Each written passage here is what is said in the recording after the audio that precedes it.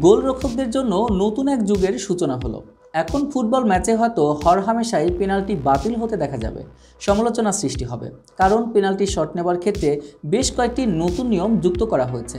এখন পেনাল্টি নেওয়ার সময় গোলরক্ষকদের নতুন 3টি নিয়ম মেনে চলতেই হবে। যে পেনাল্টি নিচ্ছে তাকে গোলরক্ষকরা উত্ত্যক্ত বা মনোযোগ নষ্ট করার মতো কোনো কাজ করতে পারবেন না। পেনাল্টি নেওয়ার সময় বাড়িয়ে দেরি করিয়ে দেওয়া যাবে না। গোল পোস্ট এবং নেট ছুঁতে পারবেন না গোলরক্ষকরা। নতুন এই 3 নিয়ম বাস্তবায়িত হবে আগামী 1 জুলাই হতে। এই 3 নিয়ম এত দ্রুত আসার কথা ছিল না, কারণ আজ থেকে 2 বছর আগেও এসব নিয়ে ফিফার মঞ্চে কানাঘুষা হয়নি। মূলত এই নিয়ম আনাই হয়েছে একমাত্র এমি মার্টিনেজের জন্য। না, তিনি দোষের কিছু করেননি। পেনাল্টির সময় গোলরক্ষকরা প্রতিপক্ষকে কথার ফাঁদে ফেলে মনোযোগ নষ্ট করবেন, বহু আগে থেকেই এমনটা হয়ে আসছে। এমি এই কৌশলই মাঠে খাটিয়েছেন। পেনাল্টি নেওয়ার সময় তার কর্মকাণ্ড আর্জেন্টিনাকে বিশ্বকাপ জেতার পেনাল্টি শুটআউটে বড় রকমের সুবিধা রেখেছিল।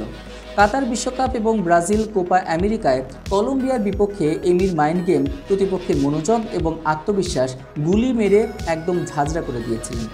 নিয়মটা যেহেতু এবার পাল্টে গেল, তাই ফুটবলে গোলরক্ষকদের এহেন চাল আর কখনোই দেখা যাবে না। ফাইনালে আর্জেন্টিনার ফ্রান্সের হাড্ডাহাড্ডি লড়াই। প্রায় জিতে যাওয়া ম্যাচে চোখের পলকে সমতায় নিয়ে এলেন এমবাপ্পে। অতিরিক্ত মিনিটে মেসি গোল করে আবার আর্জেন্টিনাকে এগিয়ে নিলেন। নাটক তখনও বাকি। আল বিসেলেস্তের সমর্থকদের স্তব্ধ করে কিছুক্ষণ পর আবার এমবাপ্পের গোল।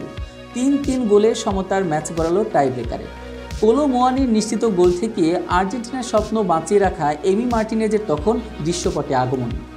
কয়েন টস পর্ব শেষ হলো। তিনি ছুটে গেলেন নির্ধারিত গোলবারের দিকে। তখনও ফ্রান্সের গোলরক্ষক হিউগো লরিস সেখানে আসেননি। কিছুক্ষণ পর লরিস সেখানে এলে এমি নিচ থেকে এগিয়ে গিয়ে তার সাথে হাত মেলালেন। এমবাপ্পে যখন প্রথম পেনাল্টি নিতে গেলেন, এমি নিচ থেকে এসে তার সাথে হাত মেলালেন। নিচ থেকে এগিয়ে এসে হাত মেলানো, উষ্ণ অভ্যর্থনা, এই সব কিছুই তার পরিকল্পনার অংশ। এরপর পেনাল্টি নেওয়ার আগে এমবাপ্পেকে বিরক্ত করে বসলেন তিনি। হাত উঁচিয়ে জানতে চাইলেন সে ঠিক জায়গায় বল বসিয়েছে কিনা। রেফারি পর্যন্ত গিয়ে পরীক্ষা করে এসে এমিকে জানালেন সব ঠিক আছে। যদিও এই মনস্তাত্ত্বিক লড়াইয়ে জিতে গেছেন এমবাপ্পে। এমি মার্টিনেজ ঠিক দিকে ঝাঁপ দিলেও প্রথম পেনাল্টি ফ্রান্স ঠিকই জালে জড়িয়েছিল। কিন্তু এমবাপ্পে এই লড়াইয়ে জিতে গেলেও হেরে গেছেন কিংসলে কোম্যান। প্রথম থেকেই খানিকটা চাপে ছিলেন তিনি। পেনাল্টি নিতে এসে আবার পড়লেন এমির তোপের ওপর। কোম্যান পেনাল্টি মিস করেছেন, কিন্তু কিছুক্ষণ পর ঠিকই সফলভাবে পেনাল্টি নিয়েছেন পাওলো দিবালা। পেনাল্টি স্কোর আর এমির উদযাপন মিলিয়ে ফ্রান্সের খেলোয়াড়দের আত্মবিশ্বাসে চির ধরতে শুরু করেছে। ধীরে ধীরে তারা জয়ের দৃশ্যপট থেকে মিলিয়ে যাচ্ছে। গোলবারের নিচে এমি মার্টিনেজ একজন দানবই বটে। তাকে টপকে পেনাল্টিতে গোল করা যেমন মুশকিল, তেমনই তার খেলা মাইন্ড গেম উপেক্ষা করে শান্ত থাকা আরও কঠিন। গোলবারের আশপাশ যেন তার পাতা ফাঁদ। এই ফাঁদে পা যেন প্রতিপক্ষের দিতেই হবে। নিজে থেকে না দিলেও এমি মার্টিনেজ হাতে পা ঠেলে দেবেন। তবে নিয়ম বদলে গেছে।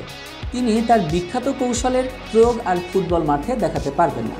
স্টেজিং বা কথার প্যাঁচে ফেলে আত্মবিশ্বাস কমিয়ে দেওয়ার সুযোগ এখন আর নেই। এখন তাকে নির্ভর করতে হবে শুধুমাত্র তার পেনাল্টি ঠেকানোর দক্ষতার উপর।